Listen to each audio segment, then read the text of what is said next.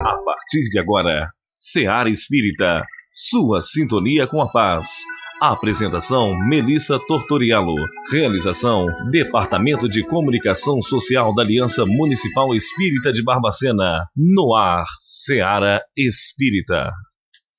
Bom dia, querido ouvinte. Começamos agora nosso programa Seara Espírita, diretamente aqui dos estúdios da Rádio Correio da Serra e também pela internet, no site da Rádio Correio da Serra, para levar até seus corações um pouco mais da mensagem de Jesus à luz da doutrina espírita.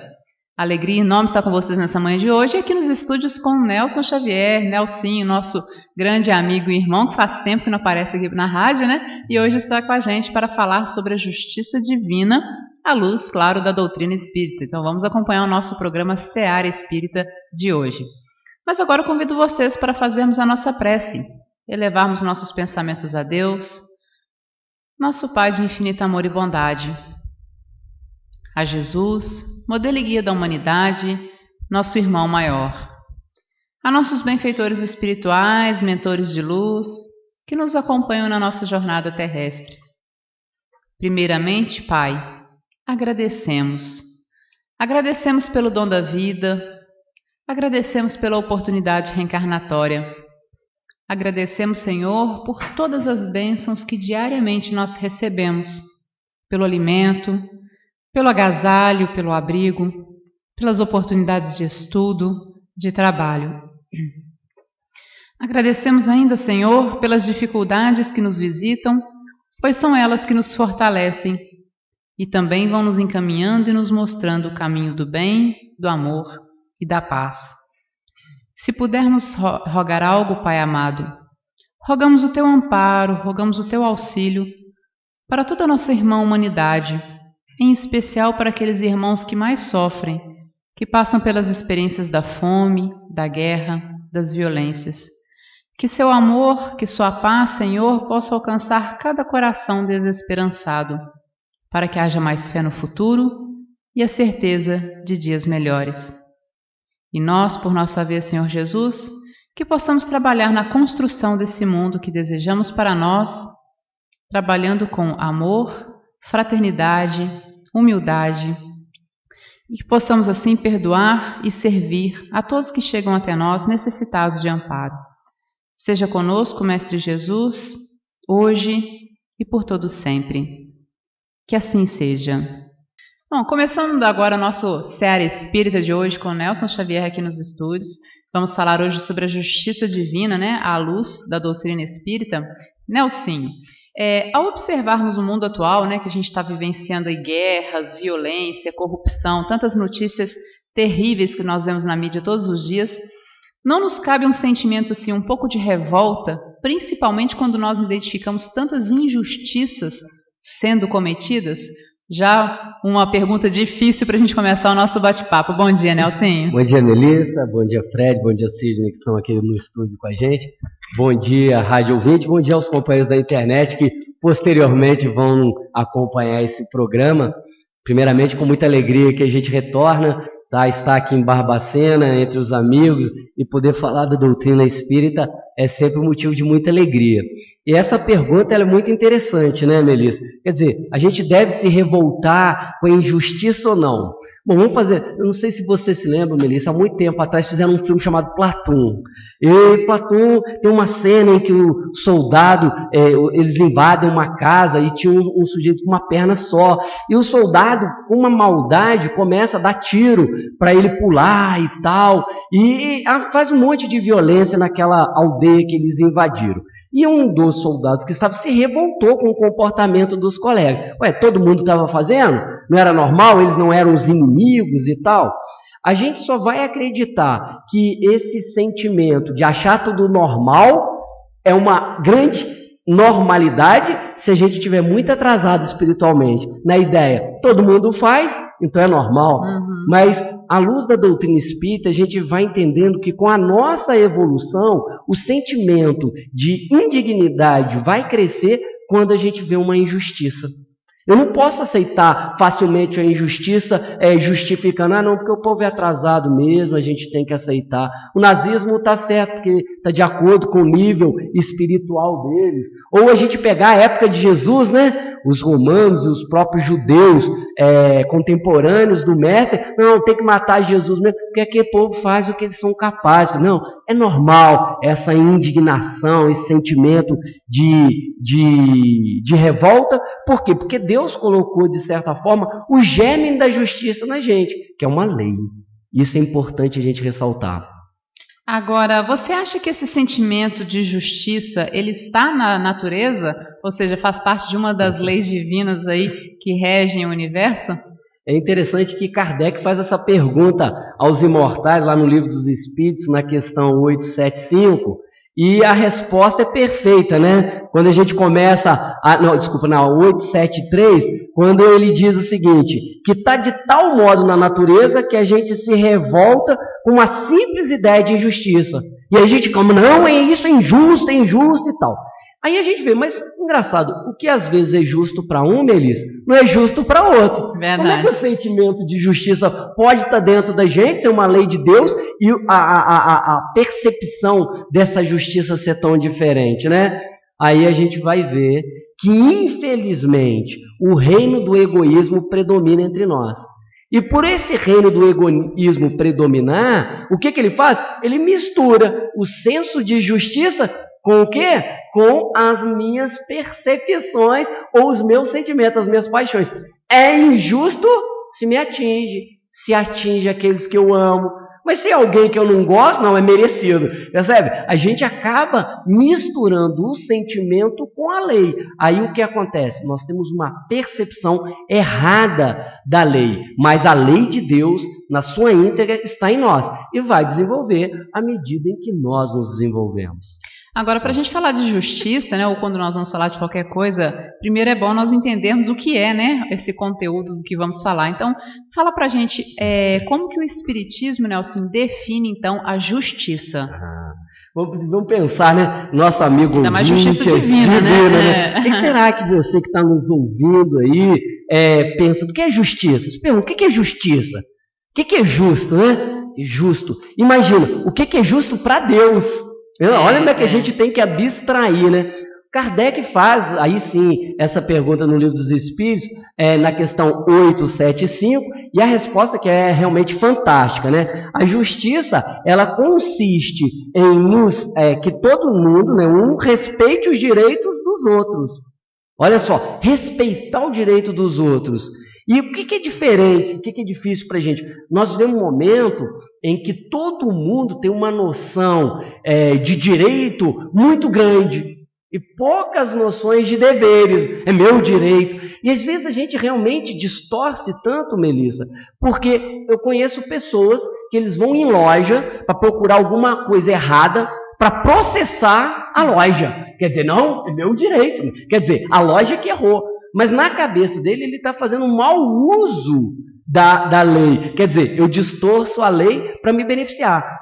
A justiça divina jamais permitiria isso. O que é para um, é para outro. A medida é igual. Não existe medida diferente. Para Deus, Melissa, você não é a preferida de não, a Melissa não merece isso. Não, todos nós estamos dentro da mesma lei. Se eu ferir a lei, eu vou receber uma punição relativa àquilo que eu fiz contra a lei.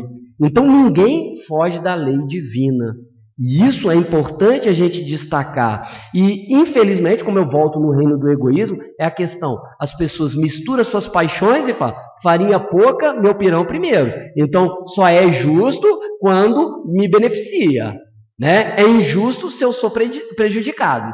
E aí você vai ver em todos os aspectos. No trabalho não é assim, Melissa? Quantas pessoas no trabalho, né, ela se sente lesada porque de alguma forma ela não se beneficiou e outro beneficiou no lugar dela. Então a gente precisa entender que a justiça de Deus vai diferir da justiça de homem, porque ela vai nos atingir em todos os aspectos da nossa vida, todos. Então, meu amigo, minha amiga que está me ouvindo aí em casa, pense direitinho que tudo aquilo que te acontece tem um porquê, porque não há como escapar das leis de Deus. Os homens podem até não saber, mas Deus o sabe. Agora, Nelsinho, por outro lado, né? como que nós podemos ou como que nós devemos agir diante das leis injustas da nossa sociedade. Se a lei divina ela é justa, né? Como tudo que Deus faz, mas às vezes nós vemos leis na sociedade que são um pouco injustas. Vamos ver há poucos anos atrás, no século passado, né, retrasado, que a escravidão era lei normal, né? Estava na lei você ser proprietário de outra pessoa. Hoje a gente vê isso como um absurdo.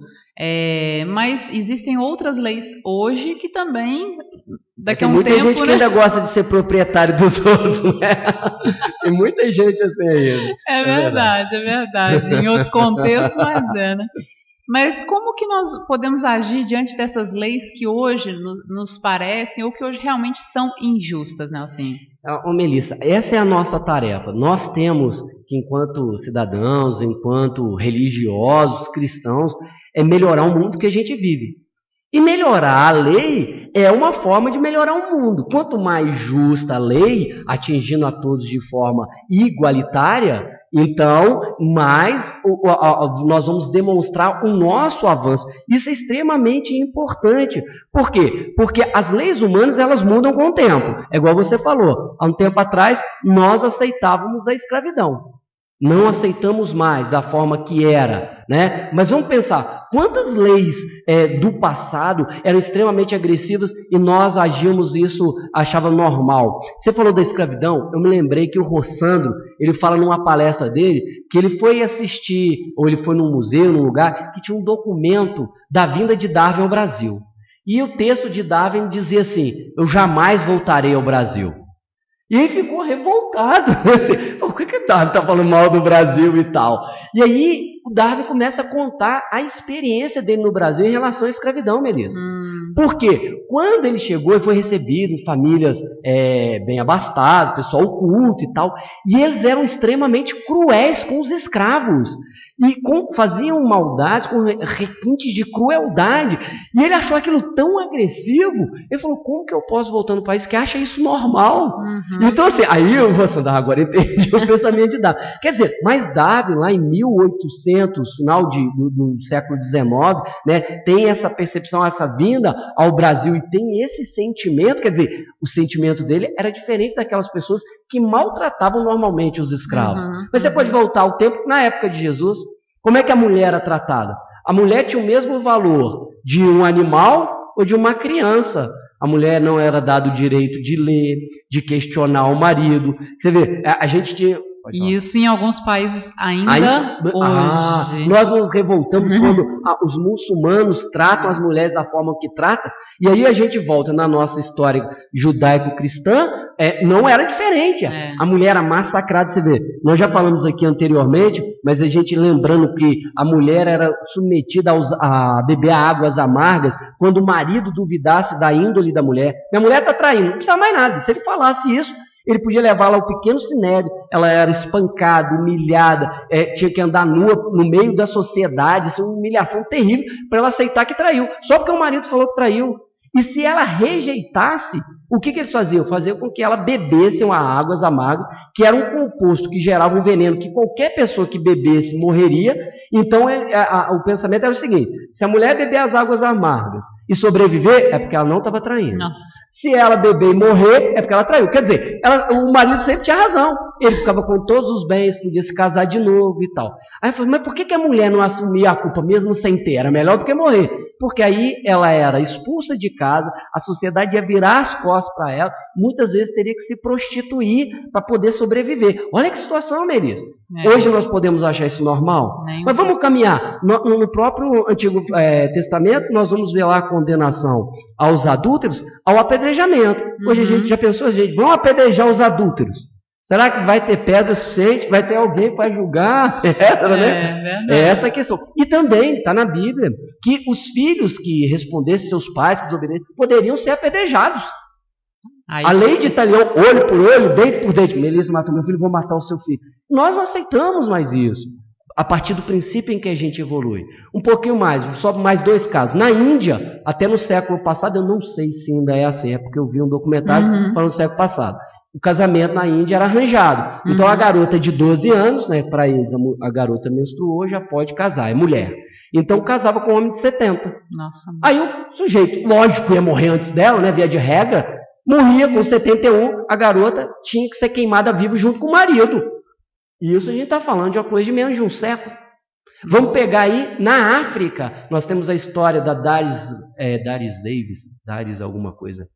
Vale, que é a somaliana que se tornou modelo, que ela fugiu de uma das tribos em que lá eles tinham que fazer infibulação. Para você que está nos ouvindo que não sabe, nessa tribo era o seguinte, todas as mulheres, a partir de 3 anos de idade, teriam que costurar a vagina.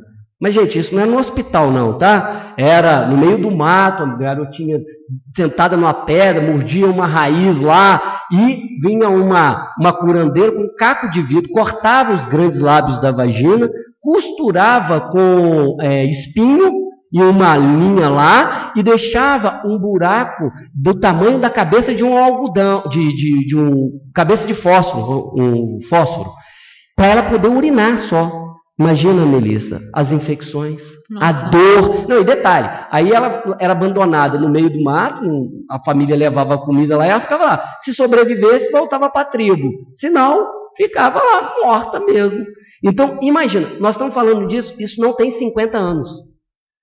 É muito próximo. Como você que está me ouvindo, aceitaria isso normalmente? Então, nossas leis precisam mudar. Quando a Daris ela saiu de lá e contou ao mundo, começou uma campanha para combater. Esse é o nosso papel, melhorar as nossas leis. Se elas são injustas, elas devem ser mudadas. Escolhendo melhores representantes, formando melhor os nossos estudantes de direito, desenvolvendo essa noção de igualdade, de respeito ao direito dos outros. Com certeza, a luta ainda pela frente é muito longa, Nossa, né? Muito para caminhar. Há muito a se fazer. Mas quando você fala em direito, né, nessa questão das leis e tudo mais, como que são determinados os direitos, Nelson? Como que a gente pode entender o que é direito de um, o que é direito do outro, quais são os limites, como que a gente pode determinar esses direitos? Na verdade, lá no Livro dos Espíritos, os Espíritos respondem para Kardec que são 2 leis. As leis humanas, que mudam com o tempo, essas leis que nós estamos falando agora, e as leis divinas, que são imutáveis, sabe, Melissa? Então, não vai ter como fugir. Por mais que as nossas leis sejam injustas, elas não vão fugir às leis de Deus. Aí você vai me perguntar assim, mas e os corruptos do nosso país, que se dão bem, que estão comendo... A lei de Deus não pegou, vai morrer rico, vai morrer gordo, bem cuidado e tal, rodeado de tudo bom e melhor. Aí a gente tem uma noção falsa que ele é feliz. Será que as leis de Deus não vai atingi-lo? As dos homens, pode não, mas as de Deus, inevitavelmente, vai abraçar a todos nós. É isso assim, então são essas 2 que a gente determina aí como leis.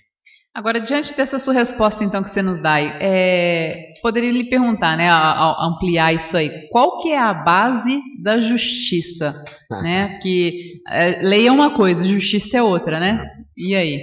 Bom, nós vamos encontrar a regra de ouro, que está em todas as religiões, Melissa, não tem como fugir.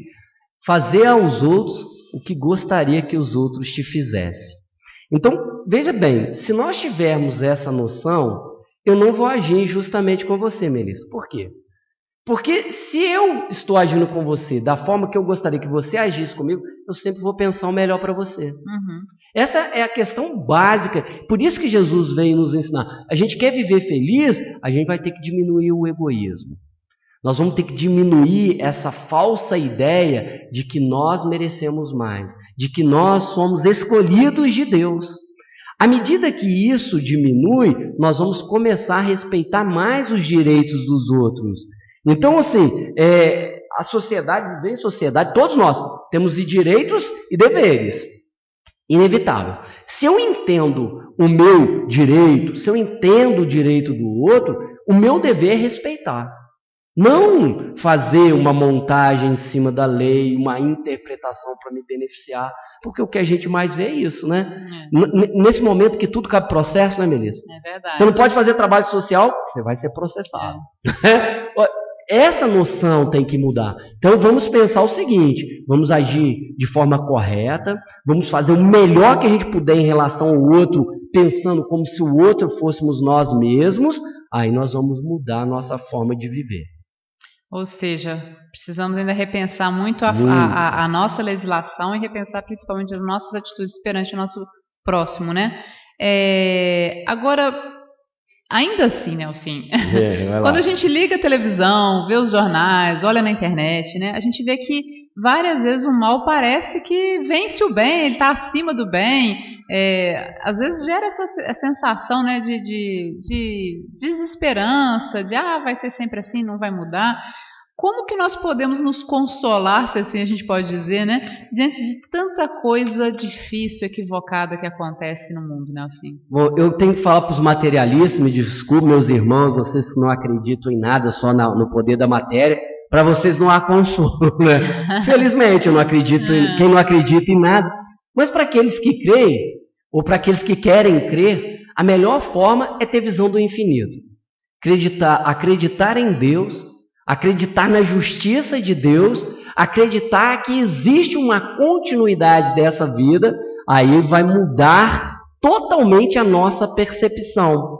Então, se nós tivermos uma percepção de que a vida não acaba com a morte, nós vamos conseguir entender por que há tanta injustiça.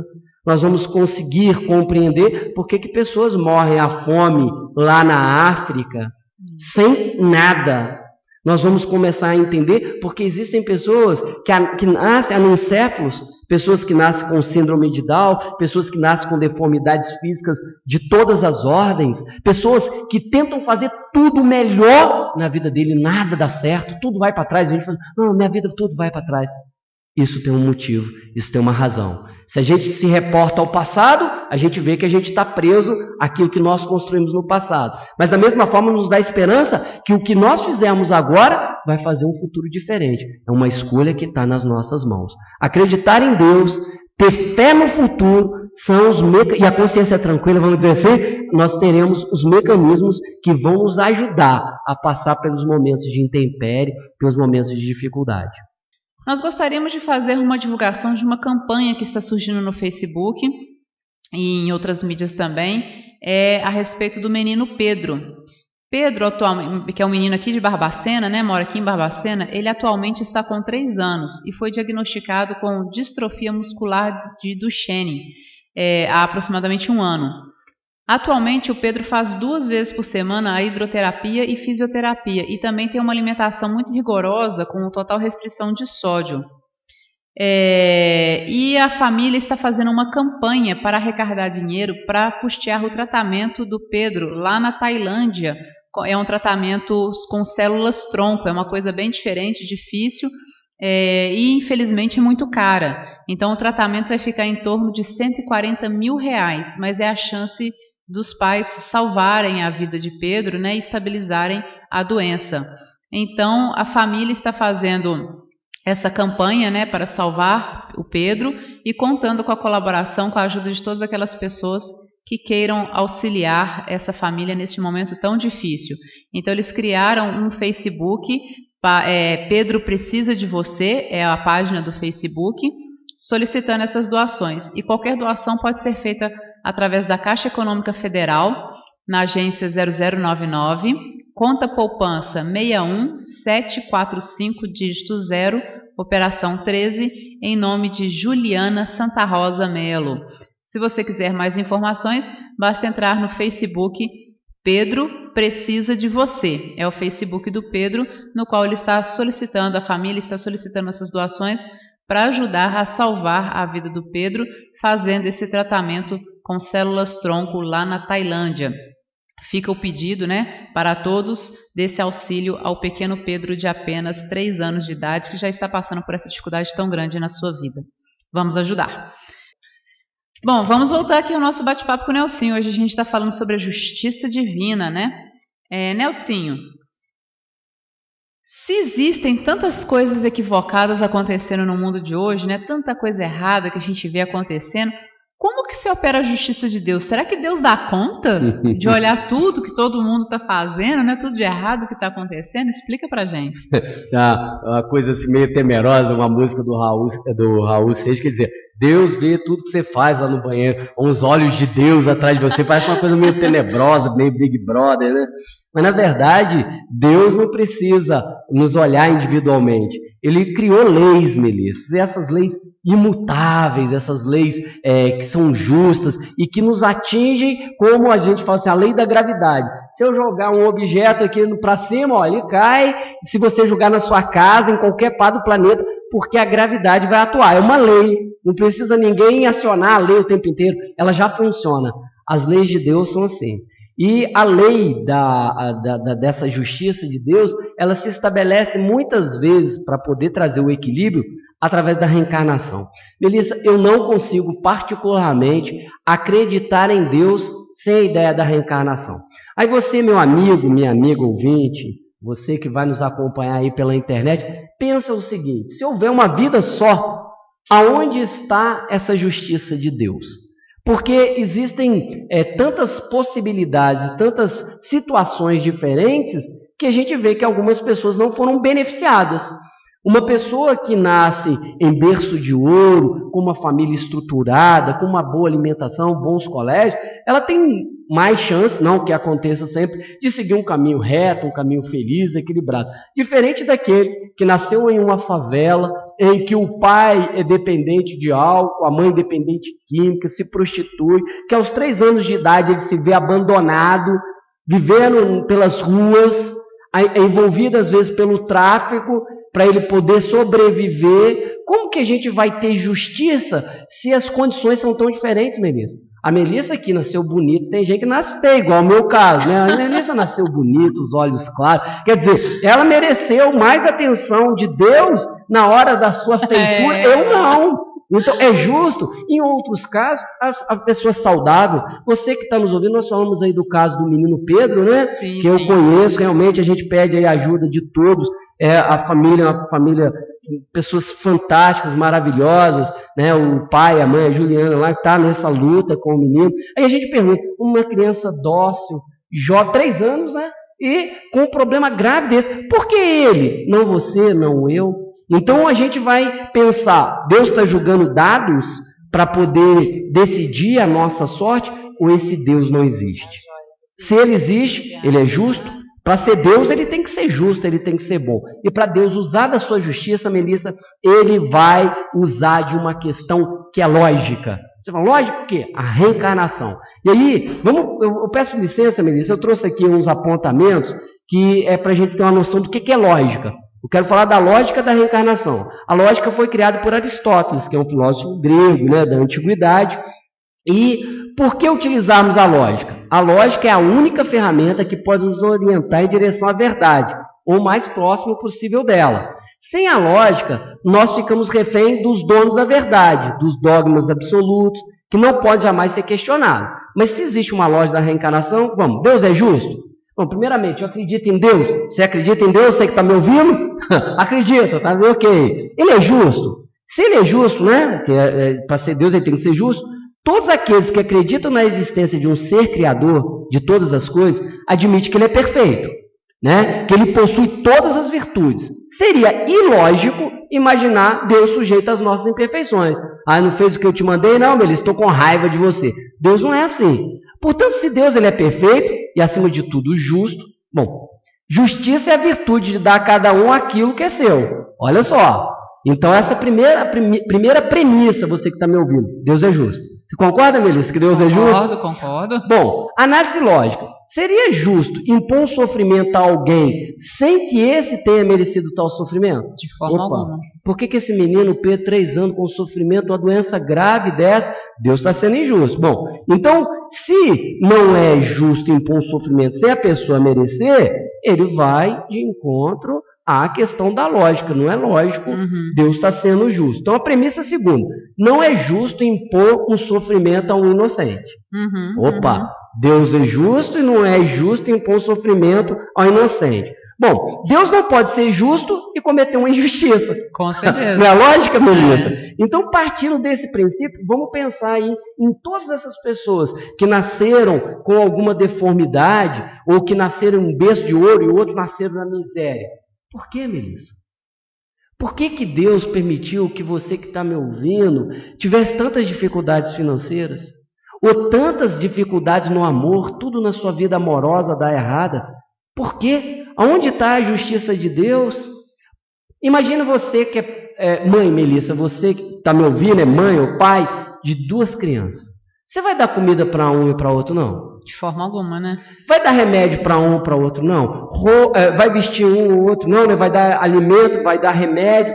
Você não vai tratar de forma diferente os seus filhos na questão do básico. Você vai dar condições iguais para que eles se desenvolvam. E olha, Melissa, que nós somos injustos.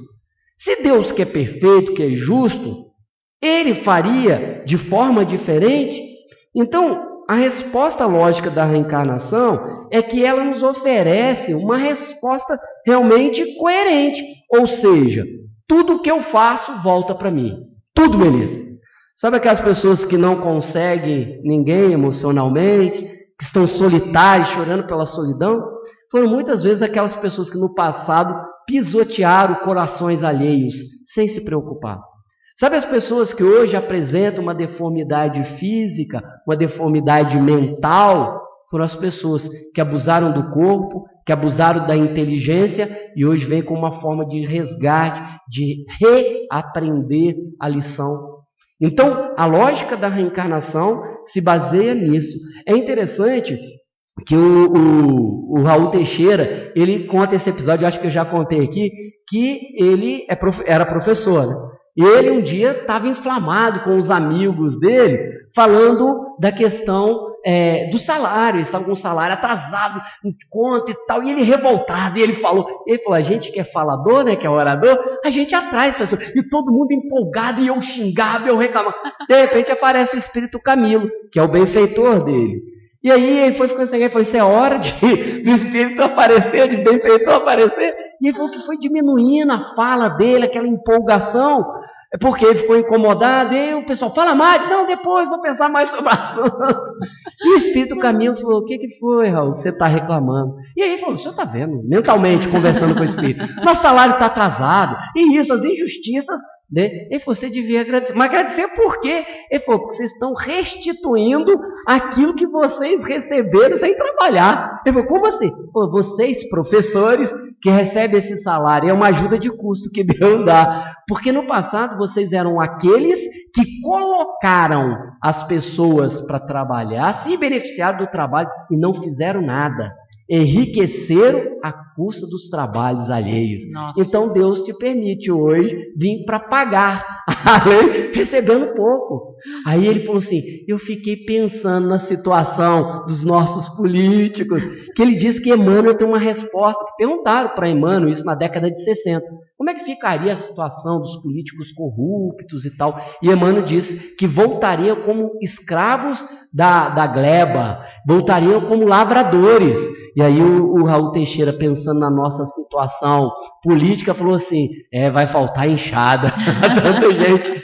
Mas se você fizer uma análise, imagina os nossos políticos corruptos, que desviam dinheiro das escolas, dos hospitais, que evita que a água chegue ao Nordeste e tal. Esse sujeito vai desencarnar e vai ter que nascer de novo, pela lógica da reencarnação. Aí Deus o que faz na sua bondade? Vai colocar onde? Põe lá na África. Eu vi um filme essa semana de chorar, recomendo, A Rainha de Catway, sobre uma menina de Uganda que vivia na miséria total e se destacou porque aprendeu a jogar xadrez e representou o país num torneio mundial de xadrez. É fantástica a história dela.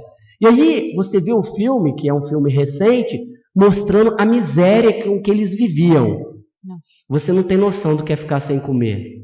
De você viver numa casa de papelão, assim, a janela era um pano furado. Ela com as crianças, com um monte de filho, o marido morreu e tinha que cuidar, vendendo milho, em que ela comprava os milhos assim, numa condição bem ruim para revender. Nossa. Aí, quando você olha para esse tipo de situação, Melissa, aí você fala assim, desesperador. Mas por que essas pessoas estão nessa situação? Estão muitas vezes resgatando o fruto dos seus atos. Então ninguém foge à lei. Não é que é bem feito, não. A gente vai desenvolver o sentimento de misericórdia, mas entender que todos os excessos que nós cometemos numa vida, tudo que nós plantarmos hoje, inevitavelmente teremos que colher no amanhã. Então é preciso que a gente desenvolva esse sentimento de compreensão, entendendo que a reencarnação nos equipara a todo. Hoje eu venho rico, amanhã eu venho pobre, na próxima eu venho saudável, na outra eu venho doente, e vou alternando. Uma eu venho homem, na outra eu venho mulher, porque as experiências que as reencarnações nos trazem faz com que eu evolua, com que eu progrida, com que eu me melhore. E é assim, então, Nelson, que agem essas leis, né, que você citou, a lei de reencarnação e a lei de causa e efeito, é dessa maneira? Melissa, a gente só tem uma, a gente fala assim, várias vidas, né? Na verdade, a vida é uma só, né? A gente só muda, você muda de roupa, você não deixou de ser quem você é. O espírito é assim, ele muda de roupa, de corpo. O corpo, às vezes é loiro, às vezes é negro, às vezes é asiático. O corpo não importa, é a roupa.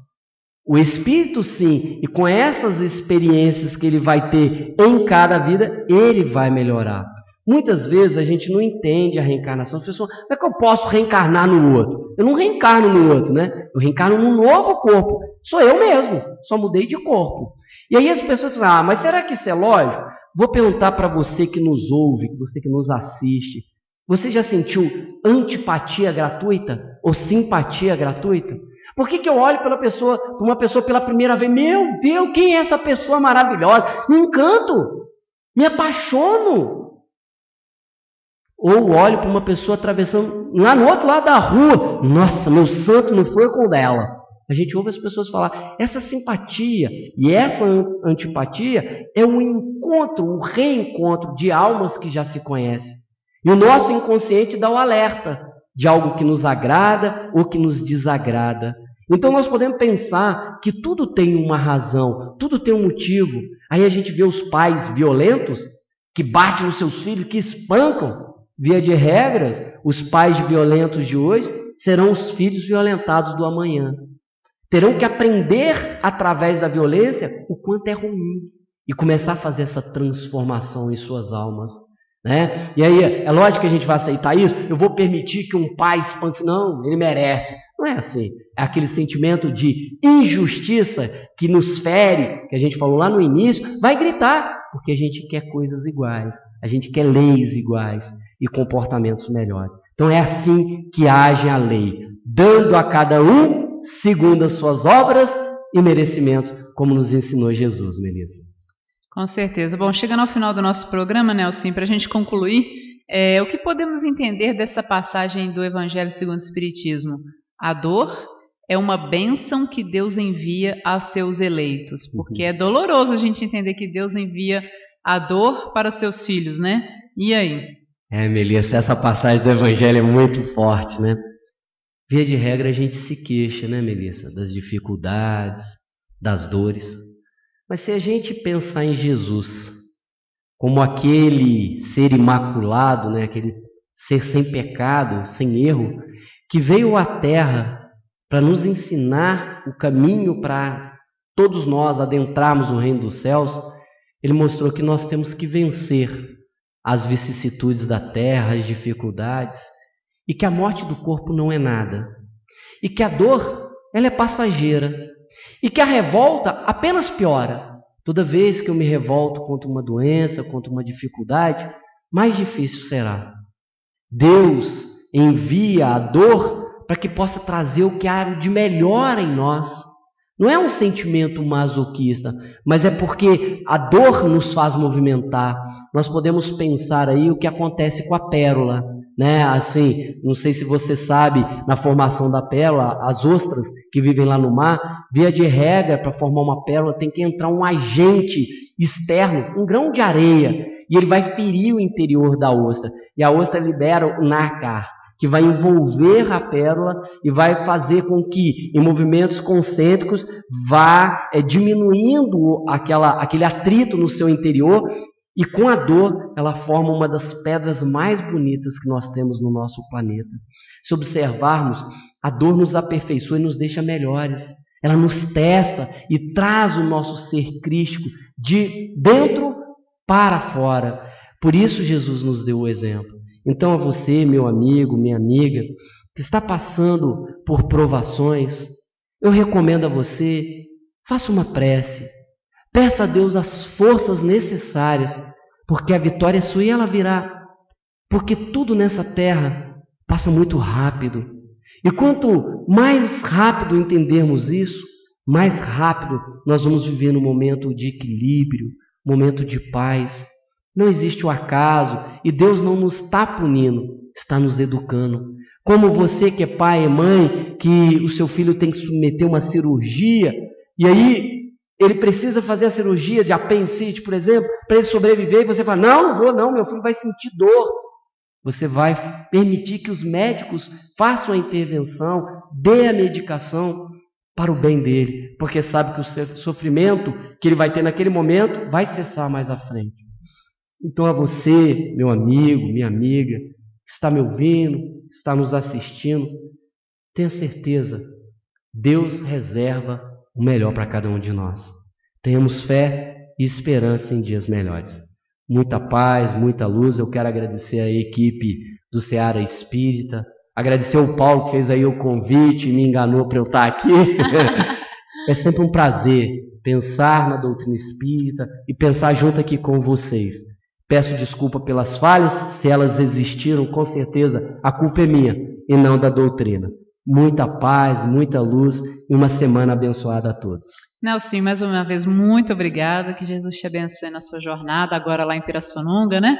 Mas se Deus quiser, em breve de volta aqui com a gente, né? Que Jesus te abençoe, abençoe toda a sua família, tá? Leve um abraço aos nossos irmãos também de Pirassununga. Agradecemos a todos vocês ouvintes que estão nos acompanhando no Seara Espírita, o pessoal que está na internet, né, os internautas, o pessoal depois no nosso canal do YouTube, Ame Barbacena, nosso abraço carinhoso também. Você ouviu o programa Seara Espírita. A apresentação Melissa Tortoriello. Realização do Departamento de Comunicação Social da Aliança Municipal Espírita de Barbacena. Seara Espírita.